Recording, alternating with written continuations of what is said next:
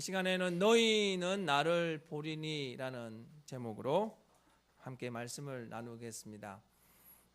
흔히 우리는 인간의 어떤 힘과 지혜로는 이해할 수 없고 또 과학적으로도 규명할 수 없는 것을 신비다라고 말합니다. 신비. 기독교에는 이제 소위 신비라고 하는 세 가지가 있습니다. 그 첫 번째가 예수님의 동정녀 탄생이죠. 여러분 잘 아다시피 어떤 사물의 모든 탄생도 다 음과 양의 만남이 있는데 예수님은 깨끗한 한 여인으로부터 탄생하신 분이십니다. 두 번째는요, 예수님께서 죽음에서 다시 사신 부활 사건입니다. 과학적으로도 도저히 규명할 수 없는 이 부활 사건, 이것 때문에 참 많은 논쟁들이 있죠. 마지막으로 기독교의 신비 교리라고 할 수 있는 삼위일체 교리가 그것입니다. 삼위일체, 성부 하나님, 성자 예수님, 성령 하나님인데 사람들은 수천 년의 역사를 통해서 위대한 신학자들도 이 신비의 교리인 삼위일체 교리를 제대로 규명하지 못하고 있습니다. 그래서 삼위일체 교리를 이해의 대상이 아니라 믿음의 대상이라고 말하는 것이죠. 사람들은 이 삼위일체 교리를 보면서 이런 말을 합니다. 이 하나님도 알겠고 예수님도 알겠는데 이 성령님은 잘 모르겠다는 거예요. 여러분 사실 맞습니다. 왜냐하면 하나님이나 이 예수님은요 굉장히 많이 형상화되어졌죠. 많이 형상화되어져서 사람들의 이미지에 그 예수님과 하나님에 대한 그림들이 굉장히 이렇게 익숙해져 있어요. 근데 성령님은 눈에 보이지 않으니까 아무리 설명을 해도 인간적인 생각으로는 또 판단으로는 기준으로는 이해가 되지 않는 그런 것임을 우리가 알 수 있습니다. 그런데 참 신비한 건요, 이 성령님이 보이지 않지만 성령을 영적으로 극적 체험을 한 사람들은 성령님이 보인다고 말하는 거예요. 성령님이 느껴진다고 말한다는 거예요. 신기하지 않습니까? 성령님을 체험한 사람들은 하나님도 보이고 예수님도 보이지만 더 분명하게 성령님이 보인다고 말한다는 거예요.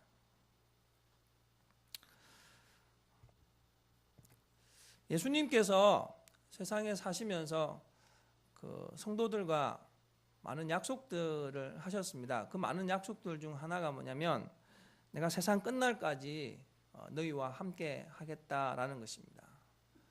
내가 너희와 함께 하겠다.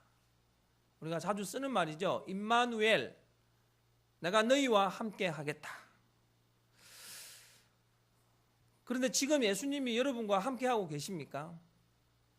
그렇다면 어떻게 예수님께서 하신 이 말씀이 틀리지 않은 말씀인가를 우리가 알 수 있습니까?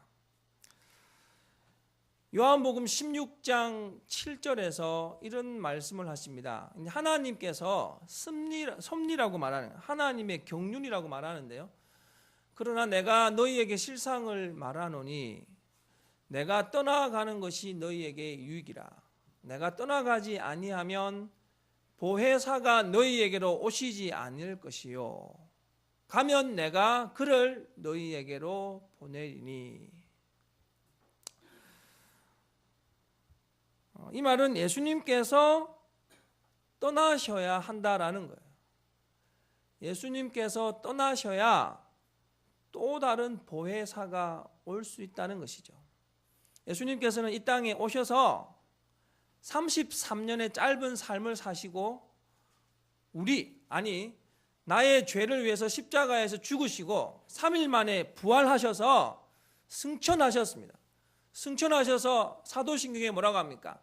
하나님 보좌 우편에 앉아 계십니다. 예수님 가셨어요. 우리와 함께 하지 못하지 않습니까? 근데 뭐라고 말합니까? 내가 떠나는 게 유익이라 내가 떠나가지 아니하면 보혜사 파라클레토스가 너희에게 오지 못한다는 거예요. 보혜사가 올 수 있도록 내가 떠나서 나의 빈자리에 보혜사 성령님이 와서 나와 꼭 같은 성령이 와서 너희와 영원히 함께 할 것이다. 여러분, 그러니까 오늘날 살아가는 성도들에게 임마누엘이란 성령 하나님과 함께 사는 삶이라는 것이죠. 임마누엘, 성령 하나님과 함께 사는 삶입니다. 오늘 본문 19절 말씀에 예수님께서 제자들에게 들려주신 말씀인데, 제자들은 사실은 이 말씀을 잘 이해하지 못했어요. 하지만 우리는 이 말씀을 이해할 수 있습니다. 19절 말씀 같이 한번 읽겠습니다. 조금 있으면 세상은 다시 나를 보지 못할 것이로되 너희는 나를 보리니 이는 내가 살아있고 너희도 살아있겠습니다. 아멘. 예수님께서 말씀하시는 것, 조금 있으면 육적인 눈으로 너희들 나를 보지 못할 것이라는 거죠. 그런데 오늘 말씀, 너희는 나를 보리니, 너희는 나를 보리니, 이 말씀에 주목하게 됩니다. 너희는 나를 보리니. 여러분, 그렇다면 여기에 나와 있는 너희란 누구일까요? 예수님 그 당시에는 제자들이었습니다. 예수님께서 제자들에게 말씀하셨으니까 지금 너희라고 하면 제자들이죠. 그런데 수천 년이 흘러 하나님 말씀으로 믿고 있는 우리들이 말씀을 펴는, 바로 믿음으로 살아가는 우리들이 바로 너희가 되는 거예요. 여기 나와 있는 너희란 세상에서 숨쉬고 있는 모든 사람이 아닙니다. 예수님 안다고 말하면서 머리로만 아는 그런 사람들이 아니라는 거예요. 예수님이 나를 구원하셨다, 나의 죄를 사해 주셨다, 그리고 내가 이 예수님 믿고 살아가야 영원한 천국 소망으로 살아간다는 것을 이 믿는 성도, 그 성도가 바로 너희라는 거예요. 19절 말씀에 조금 있으면 세상은 다시 나를 보지 못할 것이로되 너희는 나를 보리니. 믿음으로 살아가는 너희는 성령 되시는 그 하나님, 예수님이 떠나가시고 그 빈자리를 채우신 그 성령님 하나님을 볼 수 있다라는 거예요. 여러분, 저는 오늘 이 시간 너희는 나를 보리니라는 말씀을 통해서 과연 성령님은 우리와 어떻게 구체적으로 관계하고 계시는가, 오늘 말씀을 통해서 여러분과 함께 나누려고 합니다. 바라건대 여러분이 성령님 체험하시기 바랍니다. 성령님 만나시기 바랍니다. 여러분도 성령님을 보시기 바랍니다. 먼저 성령님은 우리와 함께 하시면서 우리를 도와주시는 분이십니다. 16절 말씀 같이 읽겠습니다. 내가 아버지께 구하겠으니 그가 또 다른 보혜사를 너희에게 주사 영원토록 너희와 함께 있게 하리니. 아멘. 또 다른 보혜사를 보내어 주겠다라는 거예요. 여러분, 여기에 나와 있는 낯선 단어, 이 보혜사라는 단어, 이 말은 남을 도와주기 위해서 부름받은 자라는 뜻입니다. 다른 다양한 뜻이 있는데 그 뜻을 보면 남을 도와주기 위해서 부름받은 자예요. 남을 도와주기 위해서 부름받은 자라고 한다면 대표적인 사람이 바로 예수님이시죠. 여러분, 예수님이 공생애 3년 동안 하신 게 무엇입니까? 사람들에게 좋은 소식을 전하셨어요. 사람들에게 기쁜 소식을 전하셨어요. 가는 곳마다 병들고 힘든 자들을 회복시켜 주셨어요. 천국이 무엇인가를 말씀을 통해서 가르쳐 주셨어요. 예수님은 삶 그 자체가 보혜사였어요. 그런데 그 예수님께서 떠나가셨으니, 하나님 보좌 우편으로 가셨으니 그 빈자리를 누가 채워야겠습니까? 또 다른 보혜사를 너희에게 주사. 성령님이 그 자리를 채우신 거예요. 히말라야 산맥, 여러분 잘 아시는 에베레스트 산 8,848m가 되는 세계에서 제일 높은 산입니다. 제일 높은 산일 뿐만 아니라 여러분이 잘 아다시피 이 산은 험악하기로도 유명한 산이죠. 그래서 사람들은 참 이 모험심이 있는 것 같아요. 그런 험악하고 높은 산임에도 불구하고 산악인들의 꿈은요, 내가 저 에베레스트 한번 정상에 밟아보는 것이 나의 꿈이다라고 말한다는 거예요. 그런데 산악인들에게 이 에베레스트 산 정상에 올라가기 위해서는 절대적으로 필요한 존재가 있습니다. 쉘파라는 존재입니다. 쉘파. 여러분, 쉘파가 누구냐? 쉘파는 그 히말라야 지역에서 태어난 사람이죠. 그곳에서 자란 사람이에요. 무엇보다 이 에베레스트 산이 어떤 산인가를 잘 알고 있는 사람이죠. 그러니까 아무리 유능한 산악인이라고 하더라도 셀파만 하지 못해요. 그러니까 셀파의 도움으로 올라갈 때 더 빠르게, 더 위험하지 않게 지름길로 정상으로 갈 수 있는 것이죠. 문득 이제 이 셀파 얘기를 보면서 나는 믿음으로 산다고 말은 하는데 내가 과연 그 믿음으로 산다는 게 뭔가를 생각을 참 많이 해봤습니다.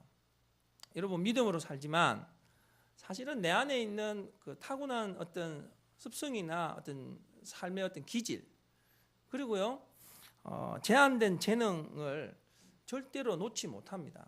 그래서 계속해서 내가 믿는다고 하면서도 그 가지고 있는 것을 놓지 못하고 손에 쥐고 달려가는 존재가 바로 오늘 우리의 실존입니다. 보십시오, 여러분.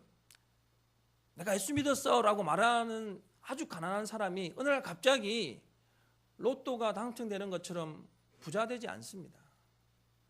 병들어서 힘들어하는 사람이 나 예수 믿었어 라고 말했다고 해서 갑자기 다음 날 강한 사람이 되는 게 아니라는 거예요.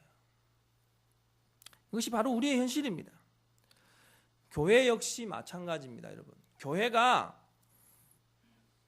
사람이 함께 모여서 외형적 교회를 세웠다고 해도 그 교회가 맞닥뜨린 현실은 절대로 부인할 수 없어요.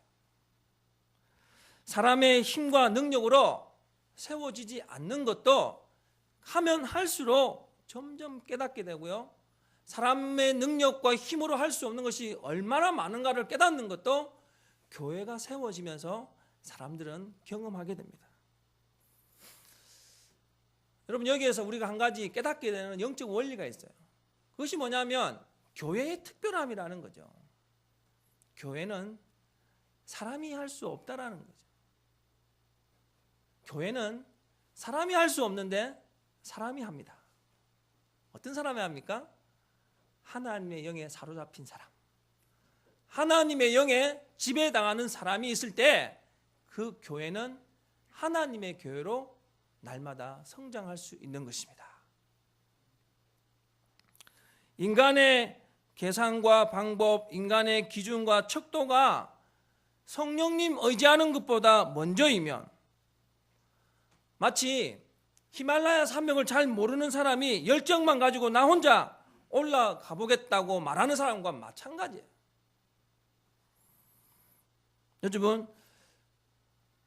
요즘에 사람들이 얼마나 많이 배웠습니까? 이 배움이 또 사람을 지혜롭게 만드는 것 같아요.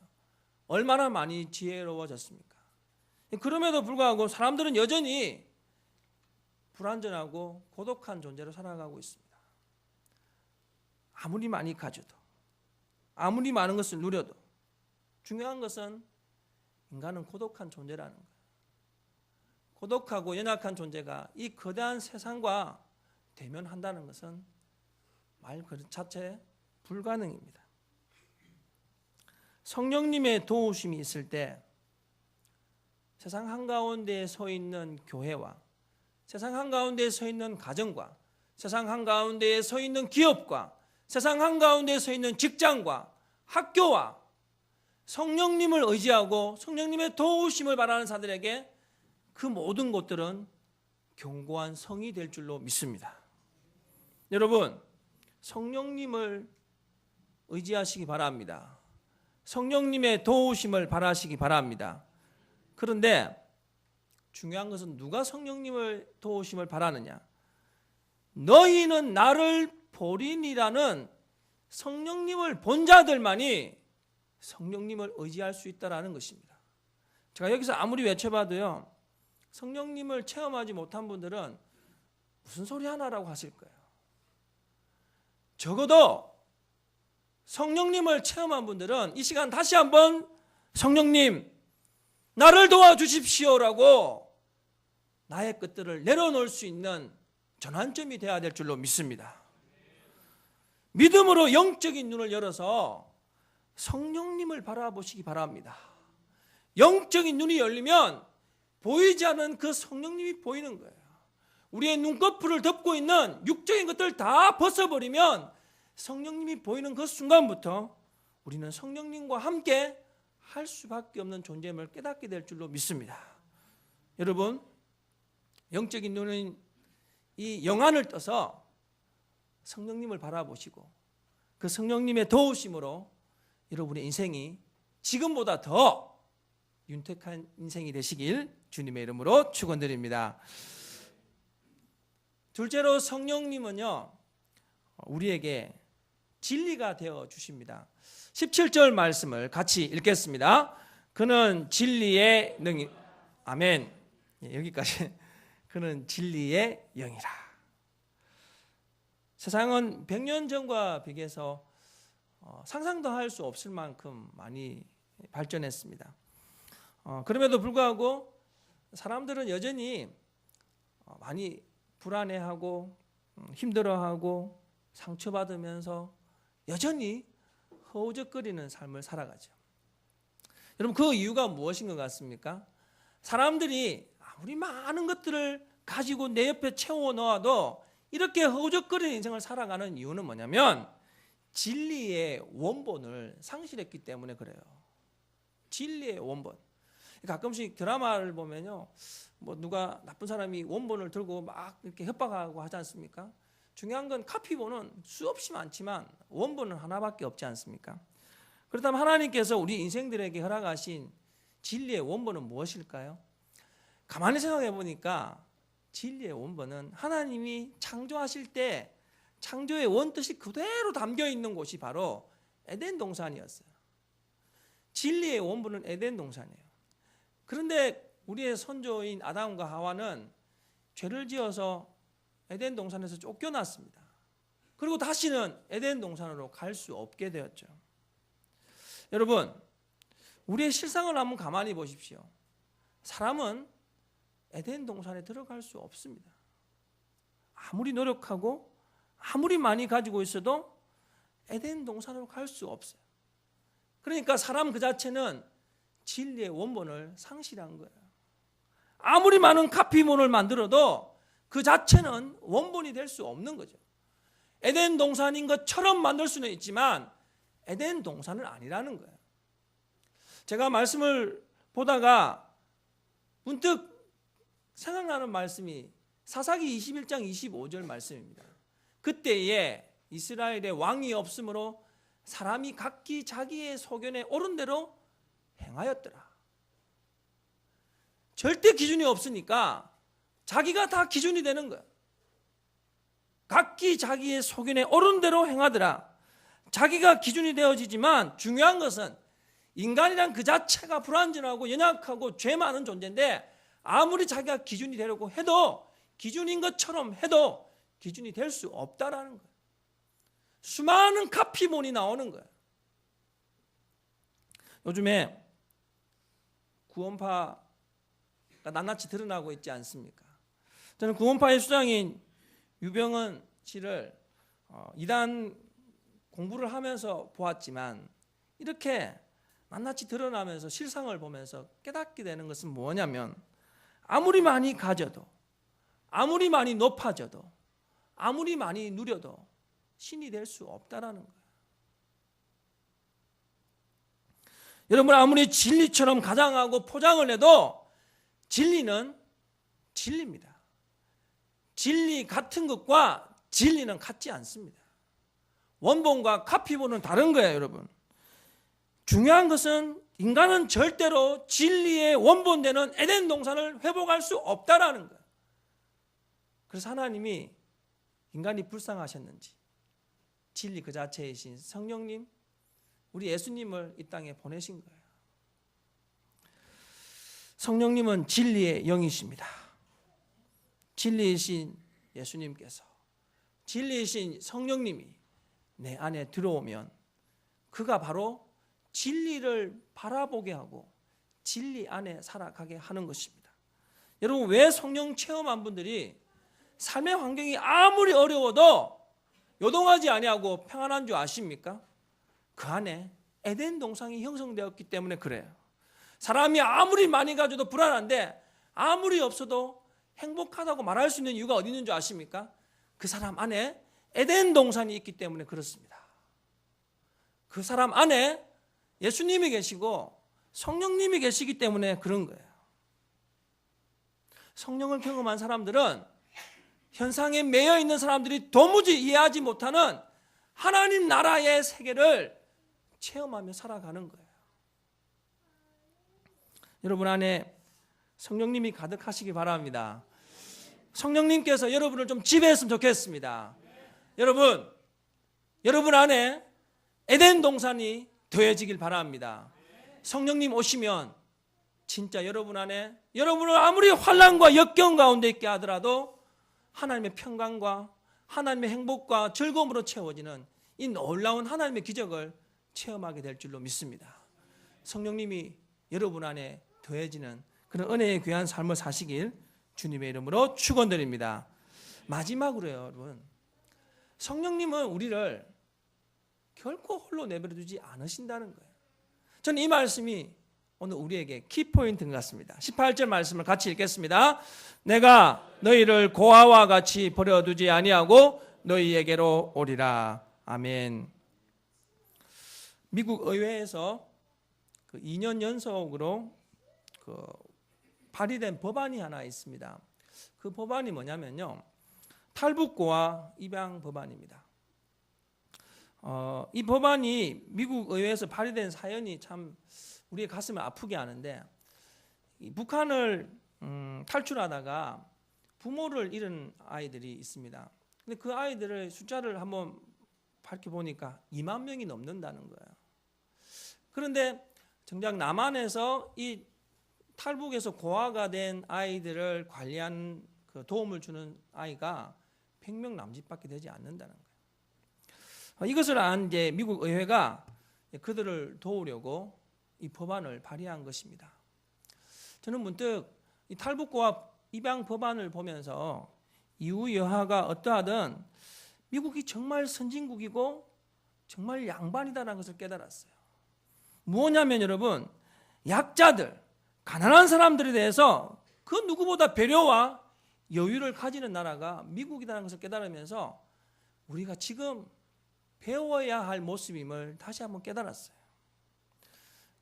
제가 왜 이 말을 하냐면 야고보서 1장 27절에 보니까 하나님께서도 가난한 자와 고아와 나그네를 사랑하셨어요.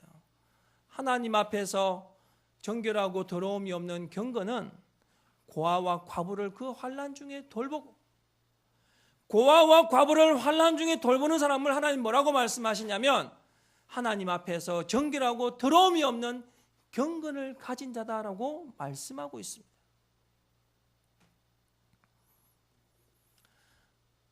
사실 여러분, 고아가 누굽니까? 고아는 혼자입니다. 혼자이기 때문에 의지하고 기대할 만한 대상이 없는 존재예요. 그러다 보니까 힘든 일도 고민되는 상황도 혼자 다 해결하고 극복해야 됩니다. 여러분, 이렇게 뭐든지 혼자 하니까 얼마나 힘들겠습니까? 얼마나 걱정되겠습니까? 얼마나 염려도 많겠습니까? 가끔 사람들에게 이런 말을 들을 때가 있습니다. 난 하나님 없어도 잘 살 수 있어라는 말을 가끔씩 듣습니다. 여러분, 맞습니다.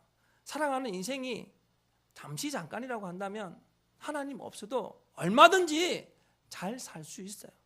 근데 문득 인생을 영혼이라는 가치와 관점에서 바라보니까 그렇게 말하는 분이 얼마나 불쌍한 존재인지 다시 한번 깨달았어요. 왜냐하면 여러분, 하나님이 왜 우리에게 아버지가 되었는가를 그때 깨달았기 때문입니다. 왜 하나님은 우리에게 아버지라고 하셨을까요?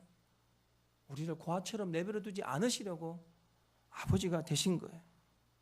여러분, 세상에 하나님 없이도 잘 살 수 있다고 말하는 사람들 잘 살 수 있어요. 그런데 그들의 삶을 보면 여전히 팍팍하고 힘들고 긴장되어 있는 것을 보게 됩니다. 늘 고생하고 애쓰지만 답을 찾지 못하여서 답답해합니다. 하지만 여러분 기억하시기 바랍니다. 성령님과 함께 동행하는 인생들, 믿음으로 살아가는 인생들, 우리 하나님 절대로 고아로 내버려 두지 않습니다. 나그네로 짊어져야 할 짐, 고아로 짊어져야 할 짐, 우리 하나님 아버지께서 다 짊어주시기 때문입니다. 어느 무더운 여름날, 요즘 너무 덥지 않습니까? 어느 무더운 여름날 트럭을 몰고 가는 한 젊은이가 있었습니다. 이 젊은이가 트럭을 몰고 가다가 어떤 늙은 할머니 한 분이 무거운 짐을 머리에 이고 가는 것을 보고 트럭을 세워서 할머니를 태웠어요. 할머니 짐칸에 태웠는데 계속 가다가 우연히 짐칸을 돌아보니까 여전히 할머니가 짐을 이고 계신 거예요. 그래서 말합니다. 할머니, 짐 내루세요. 짐 내루세요. 그때 할머니가 이렇게 말합니다. 아이고 젊은 양반, 내가 타는 것도 이렇게 미안한데 염치 없이 이렇게 무거운 짐도 맡길 수가 있나? 여러분, 오늘 이 말씀을 보면서 19절에 나와 있는 너희는 나를 보리니, 나를 보지 못한 사람, 성령 하나님을 보지 못한 사람은 마치 할머니처럼 믿는다고 말은 하면서 인생의 무거운 짐 여전히 머리에 이고 가는 거예요. 그러니 예수 믿는다고 주님 말하면서도 여전히 고민과 염려와 근심과 걱정 속에 살아가는, 믿는다고 하는 사람들이 얼마나 많은지 모르겠습니다. 성령님 하나님을 경험한 사람은 험한 세상 걸어가면서 나그네에게 주어진 짐, 고아에게 주어진 짐, 약자에게 주어진 짐, 병들고 힘든 자에게 주어진 짐, 하나님이 다 짊어주심을 깨닫는 자가 되는 것입니다. 여러분, 성령님을 체험하시기 바랍니다. 성령님 체험하시면 여러분 인생의 모든 짐들 고아처럼 내버려두지 않는 하나님께서 친히 짊어져 주실 줄로 믿습니다. 성령님은 우리를 절대로 고아로 내버려두지 않습니다. 2월 달이 너무 지나면 성령 강림주일이 있습니다. 오순절에 성령님께서 우리에게 오셔서 우리의 삶을 얼마나 많이 바꾸어 놓으셨는지, 여러분 수천 년 전 오순절 마가 다락방에서 성령 강림의 그 은혜를 경험한 사람들처럼 우리 하늘샘교회 성도들도 이 성령을 체험하는 은혜가 있었으면 좋겠습니다. 성령님 오시면 성령님이 우리 인생을 도와주십니다. 성령님이 우리 인생의 은혜와 진리의 원형을 회복시켜 주십니다. 무엇보다 우리의 무거운 짐들을 친히 성령님께서 짊어지고 가실 줄로 믿습니다. 여러분, 오늘 이 시간 너희는 나를 보리니라는 이 말씀, 바로 여러분이 성령님을 바라보시기 바랍니다. 성령님을 볼 수 있는 눈을 가져서 이 성령님으로 인하여서 여러분의 인생이 그 어떤 인생보다 복되고 풍요로운 인생 되시길 주님의 이름으로 축원드립니다.